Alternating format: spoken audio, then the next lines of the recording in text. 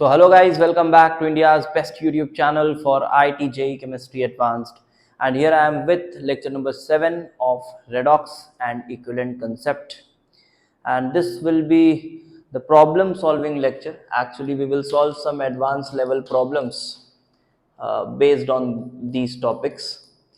तो अभी तक फिजिकल केमिस्ट्री में हमने मोल कंसेप्ट एंड कंसंट्रेशन टर्म्स का जो प्लेलिस्ट है वो आपको मिल जाएगा, आप देख सकते हैं। एंड आफ्टर दैट हमने रेडॉक्स एंड इक्विवेलेंट कंसेप्ट भी 6 लेक्चर्स में बहुत अच्छे तरीके से इंक्लूडिंग रेडॉक्स टाइट्रेशंस ख़त्म कर दिया है। तो वो भी प्लेलिस्ट आपको यूट्यूब पर अवेलेबल मिलेगा, आप वो पूरे लेक्चर्स देखें, आपको बहुत अच्छे से चीज़ें समझ आएंगी कि किस तरह से आपको पढ़ना होता है for your JEE advance preparation, और कैसे क्वेश्चंस करना है, कैसे अप्रोच करना है क्वेश्चंस को, वो आज के लेक्चर में हम देखेंगे। और इसके अपार्ट अगर आपको कंप्लीट फिजिकल केमिस्ट्री और कंप्लीट ऑर्गेनिक केमिस्ट्री पढ़ना है सही लेवल का, सही टाइम पर, ठीक है, तो आपको केम आईआईटी ऐप इंस्टॉल करना होगा, जिसका लिंक आपको डिस्क्रिप्शन में मिलेगा। हमारी organic chemistry reaction mechanism 2-4 lecture बचे हुए हैं लास्ट के, वो ऑलमोस्ट ख़त्म होने वाला है। एंड फिजिकल केमिस्ट्री के सभी लेक्चर्स ऑलरेडी अपलोडेड हैं। इसके बाद हम आइडियल गैसेस शुरू करेंगे यूट्यूब पर ही, यूट्यूब पर आइडियल गैसेस शुरू करेंगे, और रियल गैसेस के लेक्चर्स को भी मैं एक बार रीशूट कर दूंगा, ऑल्दो वो अपलोडेड है। तो इसके साथ साथ हमारी कंप्लीट फिजिकल केमिस्ट्री आपके लिए अवेलेबल हो जाएगी।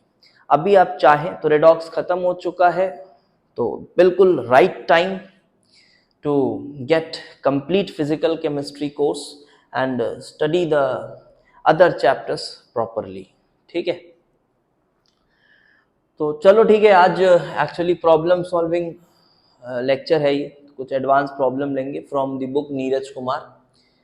मैं फिर से आपको बोलना चाहूँगा, this is the book that I recommend for physical chemistry. आप अगर नरेंद्र अवस्थी नहीं भी करना चाहते तो इसी का लेवल 1 करिए, इसी का लेवल 2 करिए, बहुत सारे प्रॉब्लम्स मिल जाते हैं आपको इसमें, और बहुत अच्छे अच्छे वैरायटी के प्रॉब्लम्स आपको इसमें मिलेंगे, जो कि आपको हो सकता है कुछ ऐसे भी प्रॉब्लम्स मिल जाएंगे आपको कि आप अच्छे अच्छे मॉड्यूल्स में मैंने देखे उस तरह के प्रॉब्लम्स नहीं है, बट इस बुक में आपको वो मिलेंगे। मैं ये नहीं बोल रहा कि मॉड्यूल से बहुत अच्छी है ये बुक, या फिर बुक अच्छी है मॉड्यूल से, या फिर मॉड्यूल अच्छा है बुक से, नहीं, दोनों ही ठीक है। बट यहाँ आपको बहुत अच्छे कलेक्शन मिल जाते हैं क्वेश्चंस के। उसके साथ साथ आपको जब ये डाउट होता है सर मैं इतने सारे क्वेश्चंस कैसे करूँ, तो मैं फिर से बोल रहा हूँ, आपको कुछ नहीं करना, मतलब प्रैक्टिस करने का सही तरीका अपनाओ। आप 10-12 क्वेश्चन मार्क कर लो, एडवांस वाले क्वेश्चंस की बात कर रहा हूँ। मेंस वाला जो क्वेश्चन है उसमें तो रैंडमली 15-20 कर लो, जस्ट एक वार्म अप काइंड ऑफ, उससे आपको थोड़ा बहुत अप्रोच और फॉर्मूला सब्स्टिट्यूशन समझ में आ जाएगा। फिर एडवांस वाले ना आप 10 क्वेश्चन, जैसे आपने सोचा कि आज मुझे रेडॉक्स इक्विवेलेंट का प्रैक्टिस करना है, आप नीरज कुमार लीजिए, उसमें सिंगल करेक्ट इतने सारे हैं, मल्टीपल करेक्ट भी है, फिर कॉम्प्रीहेंशन है, सिंगल इंटीजर है, डबल इंटीजर है, मोर देन 1 करेक्ट, सब कुछ आपको मिलेंगे उसमें। आप कोई भी रैंडमली 10 क्वेश्चन, रैंडमली मत देखो कौन सा अच्छा है कौन सा बुरा है, सब आने लायक है, ये मान के चलो, ठीक है, सभी क्वेश्चंस आने लायक हैं। आप उसमें से 10 मार्क करिए और फिर उसको पेपर की तरह बैठ के स्टार्ट करिए देना, देखिए 10 में से कितने सही हुए, आंसर कितनों का मैच हुआ, मार्किंग कर लो चाहे तो। पीछे सॉल्यूशंस भी मिल जाते हैं बुक में, ऑल्दो सॉल्यूशन से कुछ क्वेश्चंस हैं जो बहुत अच्छे से समझ नहीं आते, बट फिर भी आपको एक हिंट तो मिल जाएगा सॉल्यूशन से, ठीक है, तो सॉल्यूशन भी मिल जाते हैं। तो हाईली रिकमेंडेड, प्रैक्टिस करने के लिए सबसे बढ़िया किताब यही है।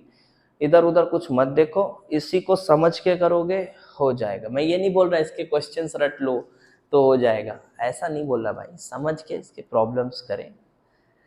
और फिर आपको अपने हमारे ऐप में आपको टेस्ट वगैरह भी मिल जाते हैं, उसका भी लाइव डिस्कशन हो जाता है, लेक्चर्स के बीच में भी मैं आपको बहुत सारी इलस्ट्रेशंस बता ही देता हूँ कैसे क्या करना है। इतना कुछ इनफ होगा यार आपकी प्रिपरेशन के लिए, ठीक है।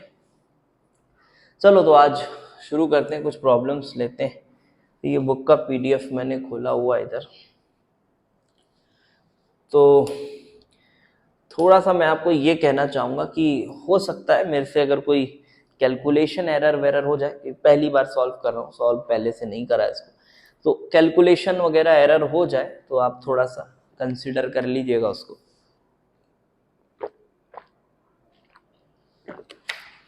ऑल्दो मैं कैलकुलेटर यूज कर लूंगा जहां जरूरत पड़ेगी, ठीक है, कि मेरे से कैलकुलेशन एरर हो जाते हैं, पता नहीं क्यों छोटे छोटे कैलकुलेशन एरर मेरे से हो जाते हैं, क्योंकि मैं बहुत मन से नहीं करता हूँ कैलकुलेशन। जहाँ कैलकुलेशन आता है ना मेरा मन टूट जाता है, इस वजह से उसमें गलतियां हो जाती हैं। चलो राउंड फिगर से शुरू करते हैं। 60 उठाता हूँ। क्या बोल रहा है? KiO3 reacts with oxalic acid in solution to yield potassium oxalate CO2I2. How many grams of oxalic acid will be required to react with 1 gram of KiO3? अच्छा, ये तो नॉर्मल बैलेंसिंग बेस्ड क्वेश्चन लग रहा है। Advance वाली exercise खोलिए, mains वाली खोलिए, पहले मैं देख लेता हूँ, एक सेकेंड। ठीक है, एडवांस वाली एक्सरसाइज, ठीक है, हो गया। कुछ क्वेश्चंस आसान भी मिलते हैं आपको, कोई दिक्कत नहीं है। चलिए, करना है लेकिन पूरा इसको, ठीक है। तो क्वेश्चन कुछ यूं कह रहा है कि आपके पास KiO3 और उसका रिएक्शन हो रहा है, तो देख के समझ आ रहा है बैलेंसिंग बेस्ड है प्रॉब्लम, बैलेंसिंग से हो जाएगा। चलो सॉल्व करते हैं। सो ये कह रहा है कि IO3 माइनस I माइनस में कन्वर्ट हो रहा है, नहीं शायद I2 में लिखा है, I2 में कन्वर्ट हो रहा है। बैलेंस कर लो इसको, 2 इधर लगा लो और इधर 6 वाटर लगा लो, फिर 12H प्लस लगा लो और फिर इधर 10 इलेक्ट्रॉन्स लग जाएंगे, बैलेंस हो गया। फिर ऑक्सलेट CO2 में कन्वर्ट हो रहा है, ये तो बहुत आसान बैलेंसिंग है, 2 इलेक्ट्रॉन लगा लिए, बैलेंस हो गया। नाउ कंबाइन करके लिखना है, तो इधर 5 से मल्टीप्लाई हो जाएगा तो ये 10 हो गया और ये भी 10 इलेक्ट्रॉन हो गया, कैंसिल हो जाएगा and finally we will get 2IO3 minus plus 5 oxalate 5C2O4 2 minus then 10H plus, ये मैं बैलेंस कर रहा हूँ इसको, मैं आपको क्या ही उससे समझाऊँ तो पता ही आपको, प्लस 10CO2 प्लस 6H2O। लेकिन यहाँ पर ना एक चीज आपको गौर करना होगा कि यहाँ पर ऑक्सैलिक एसिड कितना लगेगा पूछ रहा है, लेकिन हमने यहाँ ऑक्सलेट आयन लिखा है, H प्लस को अलग करके लिखा हुआ है और 1 ग्राम ऑफ KiO3 लिखा है और यहाँ लिख रहा है पोटेशियम ऑक्सलेट भी प्रोड्यूस हुआ है। लेकिन मैंने पोटेशियम ऑक्सलेट को बैलेंस करते टाइम नहीं लिखा, बिकॉज वो दोनों स्पेक्टेटर आयंस हैं जिनका ऑक्सीडेशन नंबर चेंज नहीं हो रहा, वो रिडॉक्स हाफ में इन्वॉल्व नहीं है, इसलिए मैंने उसको नहीं लिखा, मैंने ऐसा लिखा। लेकिन अब मुझे इसे थोड़ा KiO3 और H2C2O4 के फॉर्म में कन्वर्ट करना पड़ेगा, उसके लिए बहुत ही ज्यादा एकदम बेसिक सा कॉमन सेंस यूज करना है, उससे ज्यादा नहीं। देखो बेटा 10H प्लस 10 नहीं यार, इधर 12H प्लस था ना, हाँ, sorry, this is 12H plus, ठीक है। 12H प्लस और 5 ऑक्सलेट आयंस को मिलाकर आप कितने H2C2O4 बना सकते हो? तो आपका आंसर होगा सर, देखो हम ना ऐसा कर सकते हैं कि 10H प्लस को अगर ले लें और 5 इसे ले लें तो ये हमारे पास 5 मोल्स H2C2O4 का बन जाएगा, 2H प्लस बच जाएंगे। अच्छा, इससे भी तो ऑक्सलेट बनाया जा सकता है। अरे बनाया जा सकता है बट अभी है नहीं ना इधर ऑक्सलेट, तो इसको ऐसे ही रहने दो। अच्छा, लेकिन इधर तो सर पोटेशियम आयोडेट लिखा हुआ है, चलो कोई बात नहीं, लगा दो इसमें K लगा दो आप। तो अगर आप इसमें K प्लस लगाएंगे तो 2K प्लस इधर लग गया, तो इधर भी 2K प्लस लगाना पड़ेगा। तो 2K प्लस यहाँ अकेला नहीं है, ऑक्सलेट के साथ है, पोटेशियम ऑक्सलेट। तो क्या लिखोगे? पोटेशियम ऑक्सलेट इज C2O4, ऐसा ही है ना, K2C2O4। तो अब जब तुमने ये लिखा तो तुमने एक ऑक्सलेट यहाँ पर ऑटोमेटिकली ऐड कर दिया, तो ये लो ना, एक ऑक्सलेट इधर भी ऐड करना पड़ेगा। मैं कुछ नहीं, कॉमन सेंस, बैलेंस कर रहे हैं, बैलेंस हो चुका है, स्पेक्टेटर आयंस को डाल रहे हैं सो दैट दोनों तरफ बराबर आयंस डल जाए, ठीक है। तो ये देख पा रहे हो क्या, ये 1 मोल और बन गया H2C2O4 का, क्या बात है, ये 1 मोल और बन गया तो ये 6 हो गया। तो बस 2 मोल के लिए इसका लगता है 3 मोल, सॉरी 2 मोल के लिए इसका लगता है 6 मोल। अच्छा, 2 के लिए 6 लगता है, तो पूछ रहा था 1 ग्राम के लिए कितना लगेगा, कर लो यार। अब 1 ग्राम इसका मोलर मास निकालना पड़ेगा, कितना है मोलर मास इसका। Potassium oxalate, sorry potassium iodate, potassium 39, iodine 39, iodine 127 और ऑक्सीजन हो गया 16 इंटू 3 तो 48, 214। तो मोल्स हो गए 1/214। तो ये हो गए यार इसके मोल्स। इसके कितने मोल्स लगेंगे, 3 गुना, तो इंटू 3। और मास कितना लगेगा, ऑक्सैलिक एसिड का मास तो रटा हुआ रहता है 90 ग्राम्स। तो ये आंसर है जो कि लगभग 270/214 हो रहा है। तो ये 1.2 के आसपास कुछ ऑप्शन नजर आ रहा होगा आपको। तो इतने ग्राम्स यूज होंगे 1.2 के आसपास, 1.262। सो this is the correct answer. एक बार कैलकुलेशन वेरीफाई कर लेना, बट फिर भी चलो भाई अगला देखें क्या, कौन सा देखें, जस्ट अगला ही देख लें क्या। चलो देख लो अगला ही वाला क्या बोल रहा है। What is the mass of oxalic acid which can be oxidized to CO2 by 100 ml of MnO4 minus 10 ml of which is capable of oxidizing this to this। Question को समझते हैं करना क्या है। देखो ये पूछ रहा है कि 100 ml का मेरे पास KMnO4 का सोल्यूशन है, ऐसा बता रहा है। क्वेश्चन को समझो पहले, ये 100 ml मेरे पास है और ये कितने ऑक्सैलिक एसिड के मास को ऑक्सीडाइज करेगा। उसके लिए ना पहले ऑक्सलेट ही लिखो इधर। तो ऑक्सैलिक एसिड के क्या मास को ऑक्सीडाइज करेगा, ठीक है। लेकिन सर इसका स्ट्रेंथ तो पता नहीं है। हाँ स्ट्रेंथ नहीं पता है, लेकिन आप ऐसे सोचो कि एक स्टॉक सॉल्यूशन है, एक स्टॉक सॉल्यूशन है KMnO4 का। यहां इसकी मोलैरिटी स्टैंडर्ड स्टॉक सॉल्यूशन है और यहां से हमने निकाल रहे हैं, पहले 100 ml लिए, इधर हो गया। और ये कह रहे हैं कि इसी का 10 ml सॉल्यूशन, इसी KMnO4 का 10 ml सॉल्यूशन I- को I2 में ऑक्सीडाइज करने में सक्षम है। और ये जो I- है इसका वॉल्यूम और मोलैरिटी शायद दिया हुआ है 50 ml 1 नॉर्मल का है।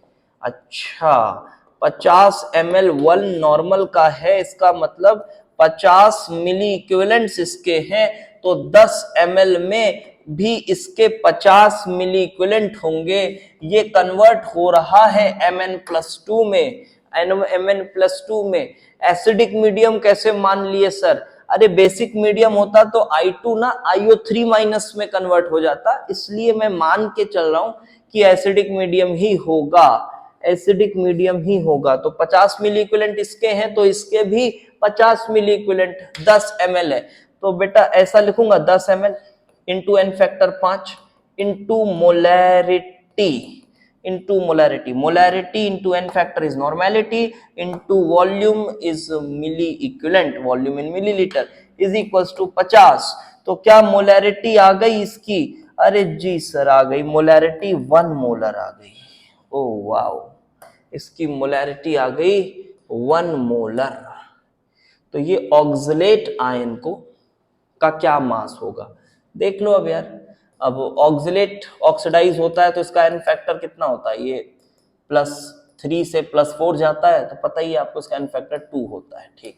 इसका एन फैक्टर 2 होता है, तो मैं ऐसा लिखूंगा N factor 2 multiplied by moles of oxalic acid, moles of oxalic acid। So n factor into moles is number of equivalents। So यहाँ पर यहाँ पर भी इक्विवेलेंट्स लिखेंगे। सो ये इक्विवेलेंट्स है, 1 मोलर दिया हुआ है तो 1 इंटू 5, ये आ गया आपका नॉर्मेलिटी इंटू वॉल्यूम को लीटर में लिखा मैंने 0.1। So moles of H2C2O4 is actually 5, that is 0.5/2 which is 0.25। so this is the moles।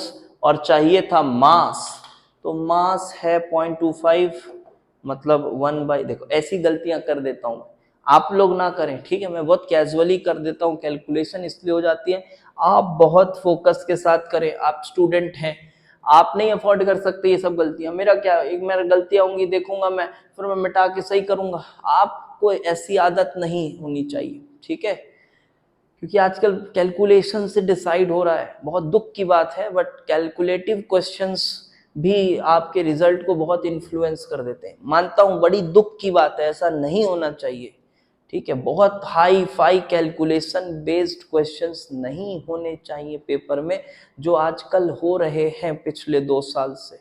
Even organic के क्वेश्चन में रोना मच जाता है। आपको गंदे गंदे मोलर मासेस देकर मासेस कैलकुलेट करने, मोल्स कैलकुलेट करने बोल दिया जाता है, ठीक है। दुख की बात है, बट अब क्या कर सकते हो आप, जैसा है वो करना पड़ेगा। ऑल्दो ये तो खैर बहुत ही गंदी मिस्टेक है, ऐसी नहीं करनी होगी। तो दिस इज 0.5 बाय, तो 0.25 मतलब 1/4 मल्टीप्लाइड बाय मास इसका 90 होता है। सो ये कितना हो रहा है, 22.5 grams. So 22.5 grams should be the mass. Option में होना चाहिए, ठीक है। तो 22.5 grams is the answer. चलिए और कुछ क्वेश्चन पकड़ते हैं, ठीक है। ये भी उतना मुश्किल नहीं था, देन क्या बोल रहा है, volume of 20 ml H2SO4 is added titrated molarity। चलो इसको कर लेते हैं। Question number 63, let us solve question number 63. A volume of 20 ml of this much molar KMnO4 is diluted to 150 ml. अच्छा, 20 ml का सोल्यूशन था, 20 ml का था जिसकी मोलैरिटी 1 मोलर थी। वाओ। अब इसको डाइल्यूट कर दिया गया है 150 ml, तो ऑब्वियसली इसकी मोलैरिटी कितनी हो जाएगी, 1 इंटू डाइल्यूट हो गया तो मोलैरिटी भी इतने टाइम्स कम हो जाएगा। हाँ, आप अगर टपोरी हैं तो आप M1V1 is equal to M2V2 बोल के भी कर सकते हैं, ठीक है। तो ये हो गया 2/15 मोलैरिटी, ठीक है। तो in this solution 50 ml of 10 molar H2SO4 डाला गया। 50 ml ऑफ 10 मोलर H2SO4, ये क्यों डाला गया होगा, ठीक है, एसिडिक मीडियम में कराना होगा ना इसका रिएक्शन, इसलिए डाल दिया गया होगा। काफी कंसंट्रेटेड दिख रहा है।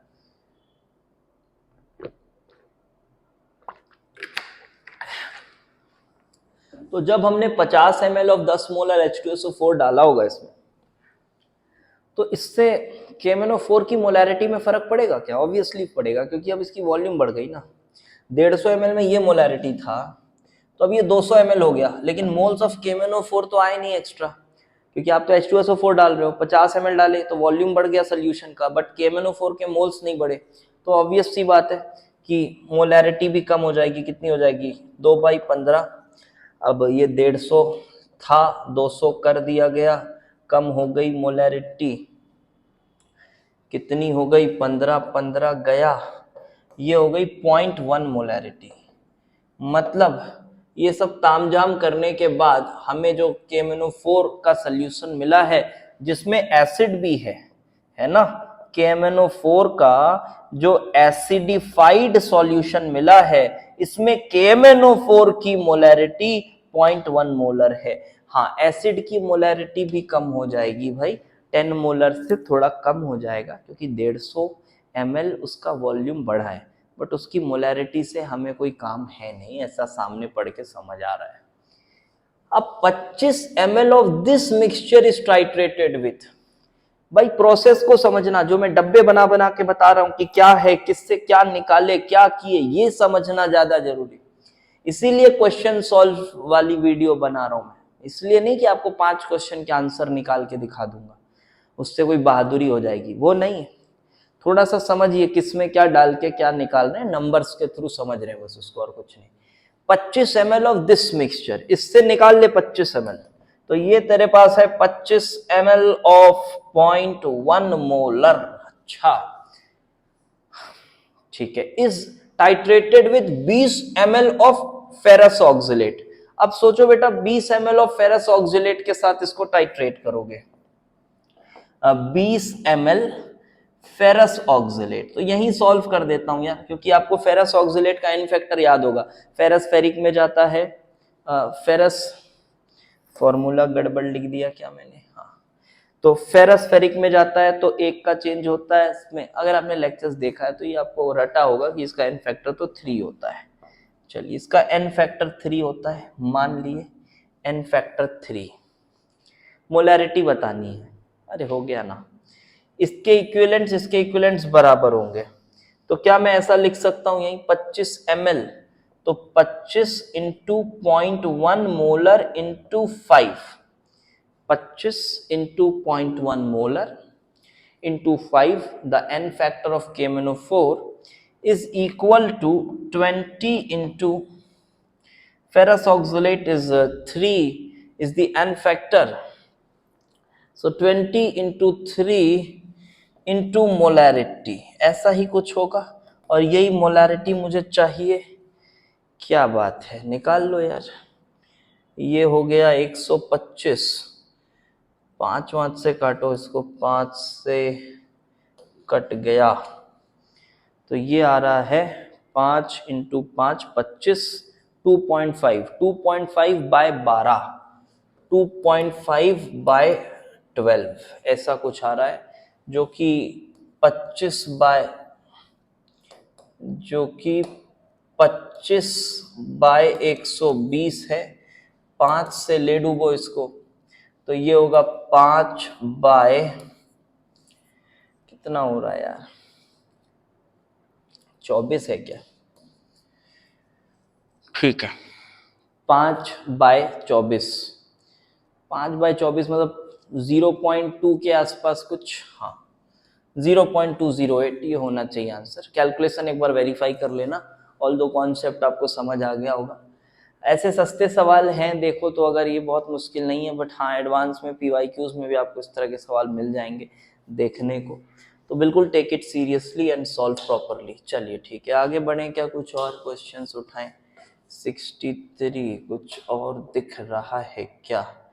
आइडोमेट्रिक का कुछ दिखे तो मजा आए कुछ ढंग का। हाँ चलो, ये देखो ये आइडोमेट्रिक का दिख रहा है, कर लेते हैं सॉल्व इसको एक बार। It says this question number 69. So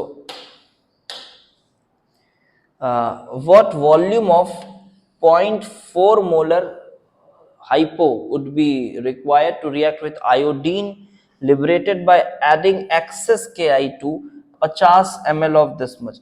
exactly शायद 2017 की बात कर रहा हूं मैं, सेम एग्जैक्टली ऐसा क्वेश्चन आपको एडवांस के पेपर में मिला था, शायद 2017 या 16, मुझे एग्जैक्ट नहीं डेट याद आ रहा, बट था ये क्वेश्चन। नंबर चेंज रहे होंगे, कंसेप्ट यही था। तो देखो आपके पास कॉपर 2+ नोन है, तो पहले यही पकड़ा करो कि नोन कौन है। तो ये है 50 ml 0.2 मोलर, यही लिखता हूं चलो, 50 ml 0.2 मोलर ये अपने पास नोन है।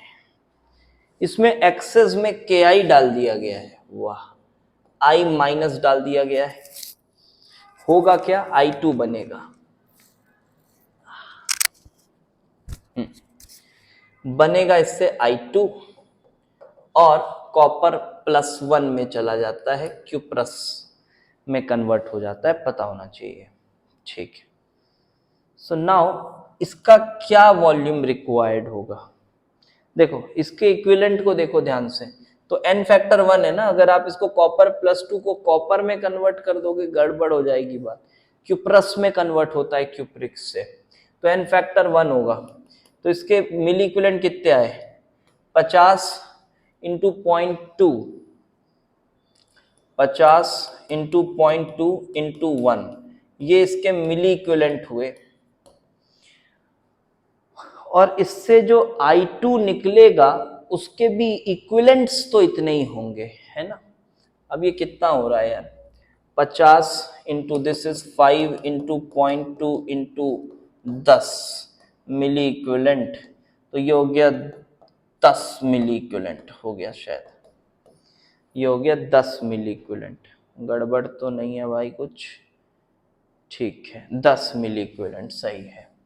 तो I2 के भी 10 मिली इक्विवेलेंट मिले, लेकिन क्या अब हम इस रिएक्शन में भी I2 के ऐसे 10 मिली इक्विवेलेंट ऐसे लिख दिया करते हैं क्या? नहीं, हमें मोल्स देखना होता है, क्योंकि जो मोल्स इधर मिले हैं उसी मोल्स को वहां यूज किया जा रहा है, क्योंकि हो सकता है एन फैक्टर अलग अलग हो। याद करो आइडोमेट्रिक वाला लेक्चर समझाए थे ना, उसमें मोल अगर इस रिएक्शन में I2 आ रहा है तो इसका equivalent will be same as the equivalent of this. That will be true only if I2 has same N factor in both cases, जो कि यहाँ है, क्योंकि समझ आ रहा है, क्योंकि I माइनस I2 उसमें भी I माइनस में ही जाता है, तो यहाँ एन फैक्टर सेम है, मान लेता हूं, चलो इसमें सेम आ जाएगा, बट आप मोल्स निकाला करो पहले, ठीक है। तो 10 मिली इक्विवेलेंट आपके पास ये है। सो मिली मोल्स कितने होंगे, एन फैक्टर कितना दिख रहा है बेटा, 0 से गया -1, तो 2 का चेंज आ गया टोटल, तो एन फैक्टर इसका 2 है। तो एन फैक्टर 2 है, तो मिली मोल्स कितने हो गए इसके, मिली मोल्स हो गए एन फैक्टर 2 था, तो 2 इंटू मिली मोल्स इज 10, तो एन फैक्टर 2 था, तो ये हो गया 10 मिली मोल। तो 10 मिली मोल आयोडीन आया और फिर वो इसके साथ रिएक्ट कर रहा है। तो अल्टीमेटली हमने इतना करके ये पता लगा लिया है कि ये जो आयोडीन आया वो 10 मिली मोल आया, 10 मिली मोल आया। 10 आएगा ना, 5 आया था, 5 आया था शायद, क्या 5 मिली मोल आया, 5 मिली मोल आया। Now this I2 reacts with hypo S2O3 2 minus to form S4O6 2 minus and I minus. This has n factor of, yes, 1. This has n factor of 2. n factor of 2, तो जो इक्विवेलेंट उधर थे वही इक्विवेलेंट इधर होंगे। ये 10 milli equivalent इसके हुए। सो इसकी मोलैरिटी दी हुई है, बढ़िया। तो बस molarity multiplied by n factor, तो molarity is 0.4 multiplied by n factor 1 multiplied by molarity into n factor normality into volume in ml, बस हो गया। So this is 10 by 0.4, so 10 by 0.4, तो हो गया ये 10 बाय 4 बाय 10, तो ये 25 ml आंसर आ रहा है। एक बार कैलकुलेशन को चेक कर लीजिएगा, बट चलो एक बार आंसर ही देख लेता हूँ। 69 का बी, ठीक, okay fine. N factor same था, तो इससे टफ हमने तो इलस्ट्रेशन जो किए थे जिसमें एन फैक्टर अलग अलग होता है, वो ज्यादा बढ़िया रहता है। ये भी कुछ ऐसा ही हो रहा होगा, देख तो ना इंटीजर टाइप क्वेश्चंस उठाते हैं, वो थोड़े से टफ होते हैं comparatively. So let me pick some integer type questions. ये तो समझ गए, just give me a second. चलो ठीक है, इधर से कुछ करते हैं।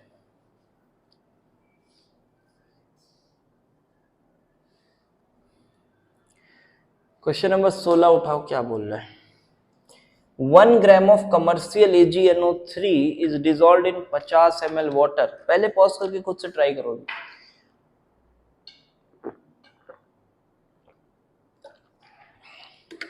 It is treated with 50 ml of Ki solution. The silver iodide precipitated is filtered off.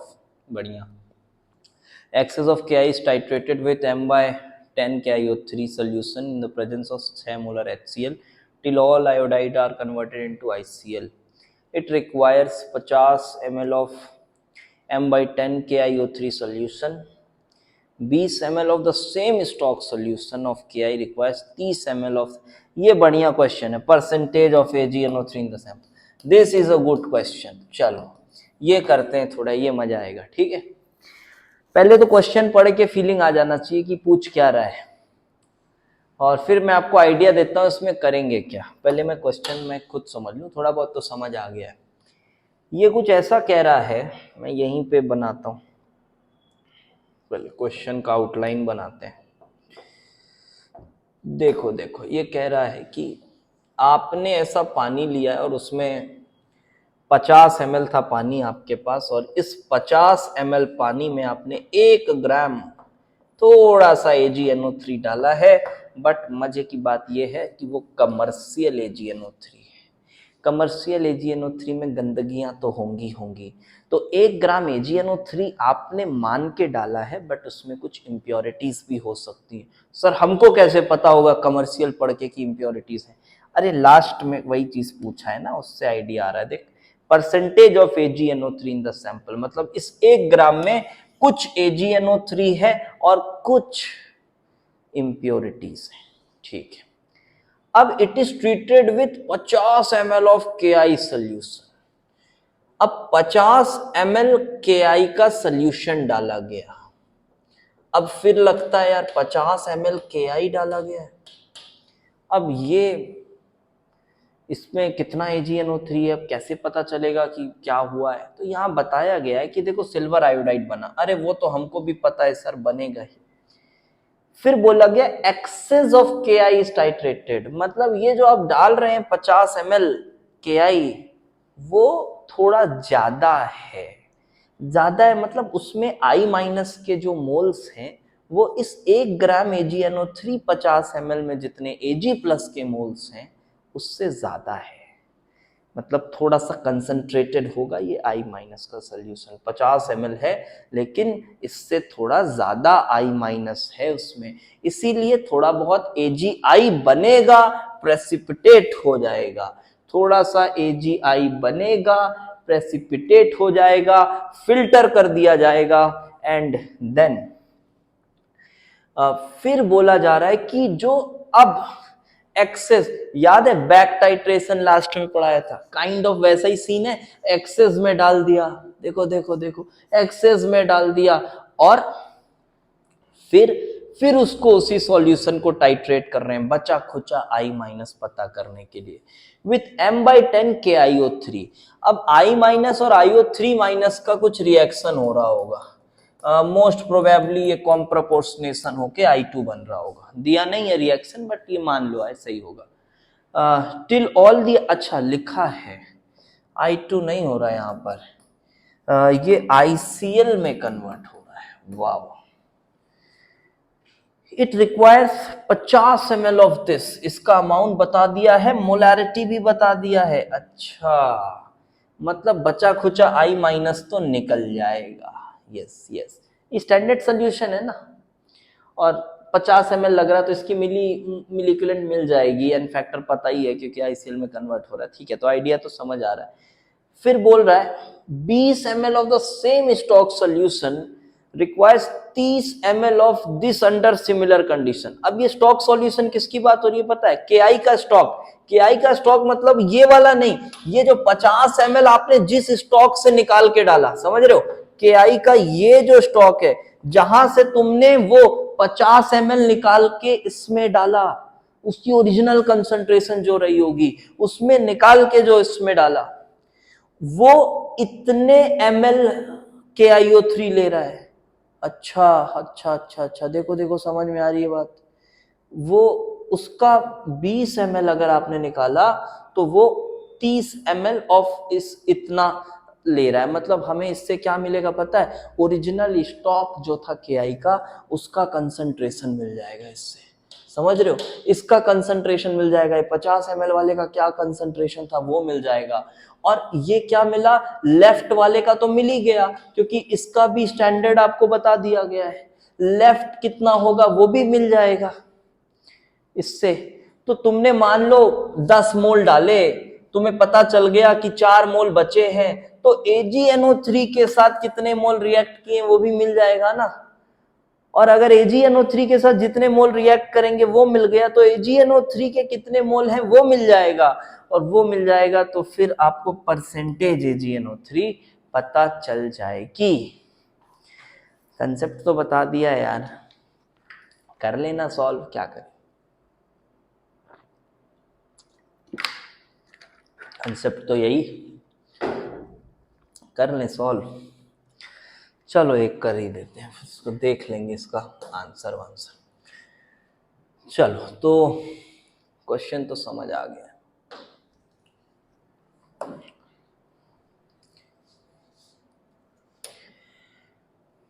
$50 ml KI solution के साथ ट्रीट किया गया। We have this 50 ml KI original वाला डाला गया है और 1 ग्राम AgNO3 है। शुरुआत में इसको मत पकड़ना क्योंकि नोन ही नहीं है कुछ, इससे क्या कर लोगे तुम? ना तो इसका मोलैरिटी नोन है, ना तो इसका अमाउंट नोन है, तो इसको मत पकड़ना, इससे कुछ नहीं कर पाओगे। पकड़ो किसको बताओ सॉल्व करने के लिए सबसे पहले। एक तो ठीक है AgI प्रेसिपिटेट हो गया, फिल्टर ऑफ हो गया। अब वो जो I माइनस लेफ्ट है ना वो निकालने की कोशिश करो, वो निकल जाएगा इधर से। I minus is titrated with दिया हुआ है, तो पहले जो लेफ्ट है ना वो वाले को निकालने की कोशिश करो। I माइनस ये जो लेफ्ट वाला था, it is titrated with IO3 minus and we have got ICL +1 में जा रहा है, ठीक है। रिएक्शन भी नीचे दिया है क्या? ठीक है ये दिया हुआ रिएक्शन HCl के साथ, हाँ ठीक है वो HCl यूज किया एसिडिक मीडियम के लिए।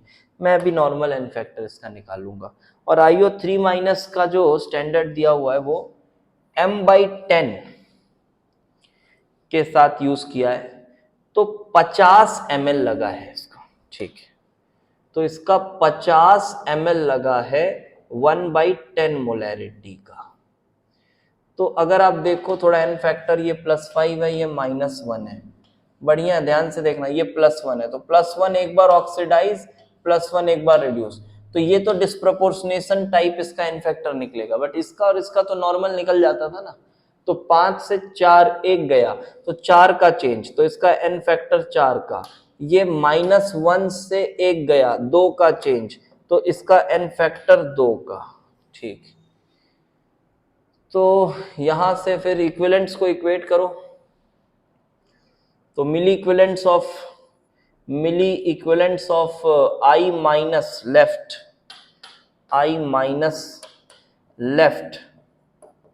will be equal to milli equivalents of IO3 minus. So this will be equal to I minus left का milli equivalent कितना होगा? n factor 2 into millimoles is equals to, यहाँ तो सब कुछ दिया हुआ है, ml molarity sorry n factor 5 20 मिली इक्विवेलेंट, तो millimole of I minus left ये आ गया 10 मिलीमोल, ये आ गया 10 मिलीमोल, ठीक है बढ़िया। तो ये 10 मिलीमोल आ गया, क्या करें अब? ठीक है इसको अब साइड में रखो, ये पता चल गया कि 10 मिलीमोल I माइनस बचा है। अब ओरिजिनल स्टॉक वाले की बात करेंगे, ठीक है। ओरिजिनल स्टॉक कितना था वहां पर कह रहा है, अब ये तोड़ो इस क्वेश्चन को यहां से, अब इधर पकड़ो। 20 ml of same stock solution of KI requires 30 ml of this much, ठीक है। दूसरा केस बनाओ, इसी में रिएक्शन वही है, I minus IO3 minus gives ICl, लेकिन अब ये ले रहा है, अगर इसका 20 ml होता तो 30 1/10 को लेता वो, अगर ये 20 ml होता तो 30 ml 1/10 मोलर इसका यूज करता है। इक्विवेलेंट्स इक्वेट करो, तो इधर आ जाएगा एन फैक्टर, तो बेटा ये 2 ही आएगा, इसका भी, इसका 4 ही आएगा, इसका 1, इसका तो डिस्प्रोपोर्शनेशन से निकालोगे, छोड़ो उसका जरूरत नहीं है। तो volume is 20 into molarity into n factor which is 2 is equals to 30 into 1/10 into n factor is 4. So molarity of I minus, जो ओरिजिनल I माइनस है उसकी मोलैरिटी आ जाएगी KI के स्टॉक सॉल्यूशन की। ये हो रहा है कितना? तो ये हो रहा है molarity is equals to, calculation ठीक ठाक से करना होगा, तो ये हो रहा है 12, ये हो रहा है 12/40, ये कुछ मोलैरिटी है, तो ये कितना हो रहा है 3/10 विच इज 0.3 मोलर। चलो तो वो जो स्टॉक सॉल्यूशन था हमारा, ये जो डाला गया, इसकी मोलैरिटी अब मिल गई 0.3 मोलर का था, क्योंकि मोलैरिटी तो इंटेंसिव है, वो थोड़ी ना चेंज होगी। 50 ml निकालो, 20 ml निकालो, 10 ml निकालो, मोलैरिटी उसकी वही रहेगी। और इतना बच गया है, मिलीमोल कितना बच रहा था ना, 10 मिलीमोल बच गया था। कितना मिलीमोल डाले थे बेटा? 0.3 मोलर 50 ml। तो मोल्स कितने, मिलीमोल्स कितने हो गए जो हमने डाला था शुरुआत में? हमने डाला 0.3 इंटू 50, तो ये हो गया 0.3 इंटू 5 इंटू 10, बोले तो 15 मिलीमोल हमने डाला। 15 मिलीमोल हमने डाला KI का, उसमें 10 मिलीमोल बच गया, तो कितने मिलीमोल यूज हुए? 5 मिलीमोल यूज हुए। तो अगर I माइनस का 5 मिलीमोल यूज हुआ है तो 5 मिलीमोल ही यूज हुआ होगा किसका? AgNO3 का। तो AgNO3 5 मिलीमोल था, 5 मिलीमोल था। अब इसको थोड़ा सा परसेंटेज कैलकुलेशन करनी, तो वो भी बता देते हैं परसेंटेज कितना आ रहा है। 5 मिलीमोल AgNO3 का मास है 170, ठीक है। तो 5 मिलीमोल तो कितना मास हो गया? 5 इंटू दिस इंटू 170, ये मास हो गया। टोटल 1 ग्राम में इतना था, टोटल 1 ग्राम में इतना था, इंटू 100 जब आप करेंगे you will get it as 85%। तो बढ़िया क्वेश्चन है। आप सोच रहे होंगे सर लेंदी है, नहीं है लेंदी, आपको ये सब एडवांस में ऐसे क्वेश्चंस मिल सकते हैं, मस्त क्वेश्चन है, ठीक है, ठीक है, बढ़िया है, गुड वन। और कर लेते हैं, चलो एक आध क्वेश्चन और इसी में से कुछ उठाता हूँ। इनर्ट गैस हाइड्रोजन, चल हाइड्रोजन पर ऑक्साइड बेचारा अभी तक यूज नहीं हुआ है, चलो इसको कर लेते हैं क्वेश्चन। आई होप आपको इस लेक्चर के बाद तरीका समझ आ गया होगा कि किस तरह से यूज करना है। देखो अब आप बोलोगे सर मोल नहीं यूज हो रहा है, अबे मोल तो हर जगह यूज हो रहा है इसमें, है ना। मोल कंसेप्ट ऐसे यूज होगा, मोल कंसेप्ट ऐसे यूज होगा। हाइड्रोजन पर ऑक्साइड, चलो इसको पढ़ो, पहले वीडियो पॉज करके खुद से ट्राई करने की कोशिश करो। हाइड्रोजन पर oxide solution reacts with solution of KMnO4 acidified with, ठीक है, dilute H2SO4, same volume is just decolorized by 10 ml of this in neutral medium simultaneously to form MnO2, ठीक है। The brown precipitate is dissolved in sodium oxalate under boiling conditions in presence of dilute H2SO4. Strength of H2O2 solution in milligram per 100 ml solution is, ठीक। चलो तो question कुछ ऐसा बोल रहा है, पहले प्रेजेंट करते हैं कि 20 ml रिएक्ट कर रहा है KMnO4 के 20 ml के साथ, ठीक है। अब इसी 20 ml का आपको बताना है, ठीक है। सो H2O2 है अपने पास 20 ml, मैं थोड़ा साफ साफ लिखता हूं ताकि समझ में आए प्रॉपरली और गलतियां ना हो, क्योंकि थोड़ा बड़ा लग रहा है मुझे ये क्वेश्चन, 2-3 इक्वेशंस लिखने पड़ेंगे। और MnO4 माइनस का भी 20 ml यूज हुआ है, बाकी प्रोडक्ट आपको पता है एसिडिक मीडियम में ये Mn+2 में जाएगा और H2O2 O2 में जाएगा। देखो ये इस टाइप के क्वेश्चंस को ना आप मोल कंसेप्ट से भी कर सकते हो, कंप्लीट आप रिएक्शन लिखो, बैलेंस करो, फिर स्टोइकियोमेट्री को रीड करो, हो जाएगा उससे भी। बट मैं इक्विवेलेंट कंसेप्ट से करना प्रेफर करता हूँ, क्योंकि मेरे को एन फैक्टर पे अच्छा कमांड है, तो मैं इक्विवेलेंट कंसेप्ट से करता हूँ, जल्दी हो जाती है चीज़ें। तो मैं आपको सजेस्ट करूँगा कि आप भी एन फैक्टर पे अपना अच्छा कमांड बना लें, आसान है, कोई बड़ी बात तो है नहीं, उससे क्या थोड़ा जल्दी हो जाएंगे आपके questions.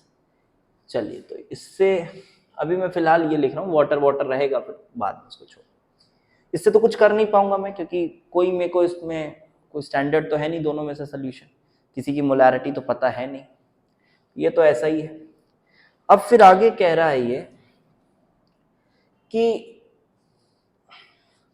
Same volume of KMnO4 is just decolourised by 10 ml of MnSO4 solution. अच्छा, यही सेम स्टॉक से लिया गया KMnO4 माइनस है, इसको MnSO4 के साथ ट्रीट किया गया तो MnO2 बना रहा है। 20 ml ही है, इसका 10 ml यूज हुआ। क्या कर लूंगा मैं, अभी भी मुझे किसी की मोलैरिटी पता नहीं है, कुछ नहीं कर पाऊंगा। अब मुझे MnO2 के बारे में कुछ इंफॉर्मेशन दिया गया है कि MnO2 डिसॉल्व हो गया है सोडियम ऑक्सलेट में, सोडियम ऑक्सलेट Na2C2O4 में। मैं इसमें भी फिलहाल C2O4 2 माइनस आयन को ही देखता हूं तो अच्छा होगा। तो ये तो ठीक है, CO2 में जाता है और ये आपका Mn+2 में जाएगा ऑब्वियसली। तो इसका स्टैंडर्ड दिया हुआ है ना, कितना दिया, 10 ml 0.2 मोलर। वाह, तो यहीं से क्वेश्चन शुरुआत होगी। 10 ml 0.2 molar with n factor of 2 as you can see. तो इससे बेटा इसका n फैक्टर तो हमें पता है, n फैक्टर इसकी 2 है, तो मिली इक्विवेलेंट्स तो बराबर ही होंगे। तो यहां पे मैं लिखता हूं milli equivalents is 2 into milli moles, इसके मिली मोल्स बराबर this is 10 into 0.2 into 2, so I would say कि MnO2 का 2 मिलीमोल आपको मिला है, 2 मिलीमोल। तो यहां पर 2 मिलीमोल होगा MnO2 का, बट मजे की बात है इधर n फैक्टर अलग है, इधर n फैक्टर अलग है। देखो, तो इक्विवेलेंट्स को इक्वेट मत करना, n फैक्टर अलग है।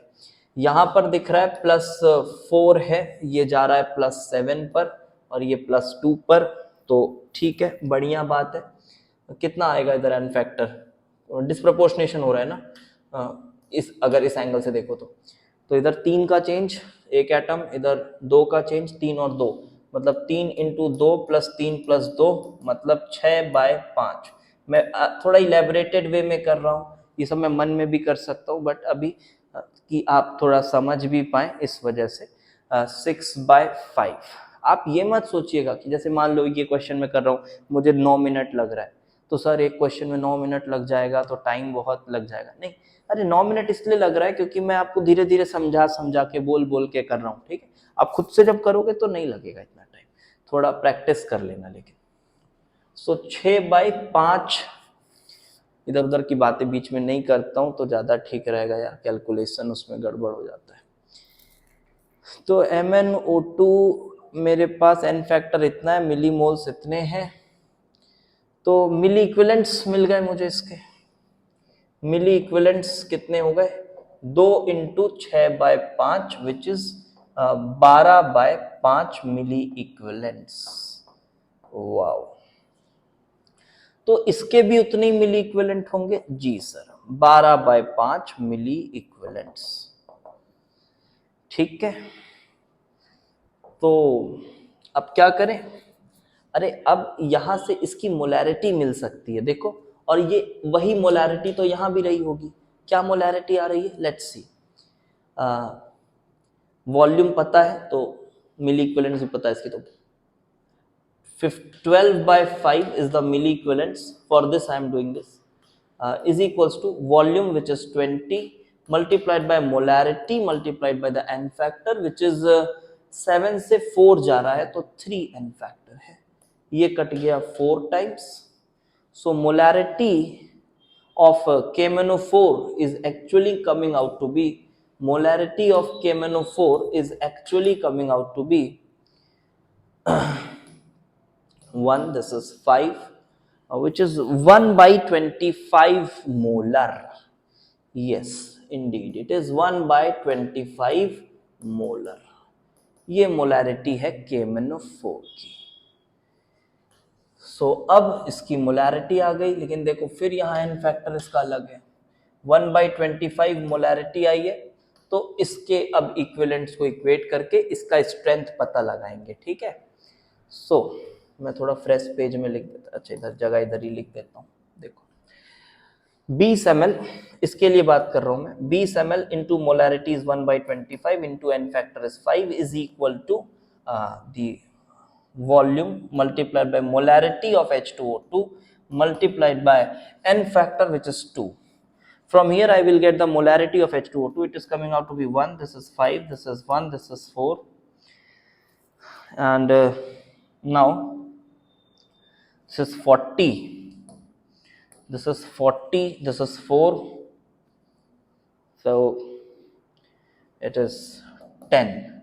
So molarity of H2O2 is actually 1/10. Number तो अच्छा सा लग रहा है, 1/10 मोलर. चलो तो 0.1 मोलर मोलैरिटी आ गई H2O2 की, मतलब 0.1 मोल्स हैं H2O2 के इन 1000 ml सोल्यूशन. अब वो पूछ रहा है कि 100 ml में कितने मिलीग्राम है. 0.1 मोल, अब ये मास कितना होता है 32 और 2 34. सो 0.1 मोल है, मतलब 0.1 मोल मतलब हो गया 34. मास कितना हो गया, इतने मोल्स हैं. अरे ठीक है निकालेंगे, तो इधर हो जाएगा 0.01 मोल्स H2O2 होंगे 100 ml सॉल्यूशन में. 100 ml सॉल्यूशन में इतने मोल्स मतलब कितने ग्राम्स, 0.01 इंटू 10 की पावर 3 इंटू 34, ये आएगा milligrams. So this will be 34 into 10. Answer is 340 milligram. I hope यार मेरे से कहीं कैलकुलेशन एरर नहीं हुई होगी. ठीक, करेक्ट आंसर है 340 मिलीग्राम. मैं फिर से बोल रहा हूँ, आप इसको चाहें तो मोल से भी कर सकते हैं, मोल से भी कर सकते हैं, रिएक्शंस को बैलेंस करके. आप अगर इस बुक के सॉल्यूशन में देखेंगे, देख लेता हूँ, मोल से किया हो तो आप उसको देख के एक बार चेक कर लेना. हाँ, आप अगर इस बुक के सॉल्यूशन पार्ट में जाएंगे देखेंगे बेटा, तो आपको चीज़ों को मोल्स के टर्म्स में करा गया है, तो आप वहां से देख सकते हैं. मोल में भी किया जा सकता है, सेम रिजल्ट आएगा 340. चलो एक आध क्वेश्चन और कर लेते हैं, एक आध क्वेश्चन और करते हैं, लास्ट वाले ही कर लेते हैं, क्या बोल रहे हैं. Last question, question number 20. If 20 ml of 0.1 molar solution of sodium sesquicarbonate, अच्छा ये एक डबल सॉल्ट है, सोडियम कार्बोनेट और बाइकार्बोनेट का, is titrated against this much molar HCl using phenolphthalein and methyl orange as indicator, what difference in their values in titer values would be recorded. करा तो है, last में पढ़े थे double titration के नाम पर. हाँ वही है, देखिए. तो नोट्स यार इस तरह के हैं ना कि जो क्वेश्चन भी आएगा ना आपको पढ़ के समझ आ जाएगा, अच्छा हाँ ये तो सर ने वहां पे पढ़ाया था. तो ये इस तरह के क्वालिटी चीजें आपको देने की कोशिश कर रहा हूँ. आप बस प्रॉपरली फॉलो करते रहो, बस प्रॉपरली फॉलो करते रहो अपने जेई एडवांस 24 तक. आसान ऐप तो बन जाएगा आपको, क्योंकि फिनोफ्थलीन में मैंने बताया था कि जब आप HCl डालोगे तो सिर्फ ये रिएक्ट करेगा, कार्बोनेट, कार्बोनेट रिएक्ट करेगा और बाइकार्बोनेट्स में कन्वर्ट हो जाएगा. और जब मिथाइल ऑरेंज आता था तो याद करो सब H2CO3 में कन्वर्ट हो जाता था. एन फैक्टर का गेम है, कर लेते हैं सॉल्व. 20 ml 0.1 मोलर सोल्यूशन है इसका, ये डबल सॉल्ट है. Na2CO3.NaHCO3, इसका 20 ml 0.1 molar solution, 0.1 molar solution है. पहले कराया जा रहा है रिएक्शन विथ, अच्छा टाइट्रेट कर रहे हैं HCl के साथ, और HCl की मोलैरिटी 0.05 ही है ना. जी हाँ 0.05 दी हुई है, 0.05 मोलर HCl दिया हुआ है. तो चलो पहले फिनोफ्थलीन के साथ करेंगे तो क्या होगा.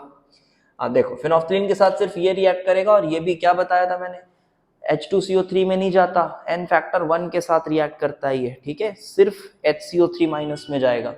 नोट्स को रेफर कर सकते हैं आप. तो N फैक्टर इसका कितना हो जाएगा, फिनोफ्थलीन के साथ इसका N फैक्टर 1 हो जाएगा. तो 20 into 0.1 into 1 will be equal to the volume of the titer, volume of HCl multiplied by 0.05, its n factor is always going to be 1 obviously.